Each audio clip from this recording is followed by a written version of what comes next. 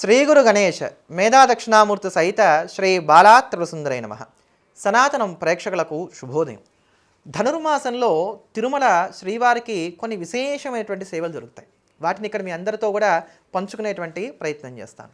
సాధారణంగా మనకి ప్రతిరోజు కూడా స్వామివారి సేవలన్నీ కూడా దేంతో ప్రారంభమవుతాయి? సుప్రభాత సేవతోటి ప్రారంభమవుతాయి.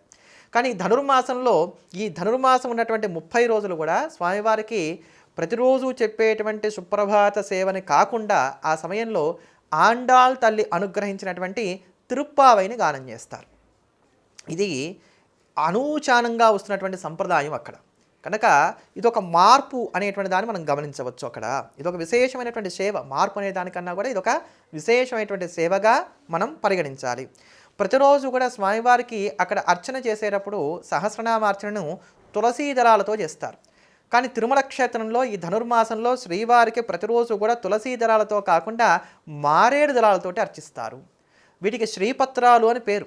మారేడు లక్ష్మీ స్వరూపం కనుక ఇక్కడ ప్రతిరోజు కూడా మారేడు దళాలతోటి అర్చన చేస్తారు. ఎవరన్నా తోమాల అర్చన ఇటువంటి సేవలకి టికెట్లు తీసుకొని అదృష్టవశాత్తు దగ్గరికి వెళ్ళి స్వామివారిని చూడడానికి అవకాశం ఉన్నా, లేకపోతే L1 L2 లాంటి దర్శనాలు చేసుకునేటువంటి ప్రయత్నాలు చేస్తున్నా అప్పుడు జాగ్రత్తగా గమనించినట్లయితే కనుక ఈ విశేషాలన్నీ కూడా మీరు గమనించవచ్చు. అలానే స్వామివారి భుజం పైన విభిన్నమైనటువంటి పత్రాలతో తయారు చేసినటువంటి ఒక చిలుకను అలంకారంగా చేస్తారు.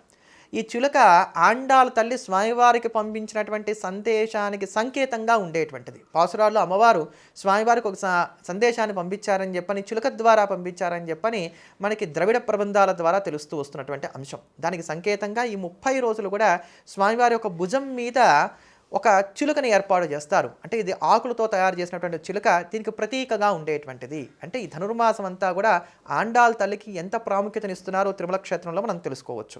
అలానే శ్రీవారి యొక్క వక్షస్థలంలో ఉండేటువంటి వ్యూహలక్ష్మి అమ్మవారు ఎవరైతే ఉన్నారో ఆ తల్లిని ఈ మాసమంతా కూడా గోదాదేవిగా భావన చేసి పూజించడం అనేది జరుగుతుంది.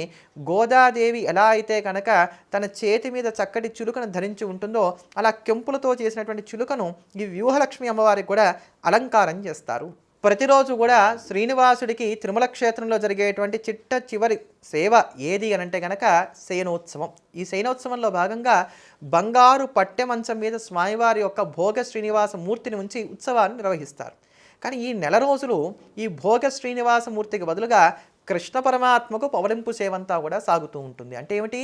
ఈ 30 రోజులు కూడా శ్రీవారిని కృష్ణ పరమాత్మగా, ఆండాళ్ తల్లి ఎలా అయితే ఉపాసన చేసిందో అలా ఉపాసన చేసేటువంటి ప్రయత్నం చేస్తారు. ఇటువంటి విశేషాలు అనేకమైనటువంటి వాటిని తిరుమల క్షేత్రంలో ఈ ధనుర్మాసంలో మనమందరం కూడా చూసి తరించవచ్చు.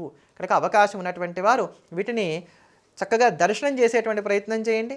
అవకాశం లేనటువంటి వారు మనసుతో భావించి తరించేటువంటి ప్రయత్నం చేద్దాం. మనందరికీ కూడా ఇటువంటివన్నీ కూడా చూడటానికి అవకాశం కొంచెం తక్కువగా ఉంటుంది కనుక మనసుతోనే భావిద్దాం, శ్రీవారిని మనసులో స్మరిద్దాం, తరిద్దాం, మరోమారు మళ్ళీ కలుద్దాం. ఎల్లప్పుడూ దేశాన్ని ప్రేమిద్దాం, దైవాన్ని స్మరిద్దాం. స్వస్తి.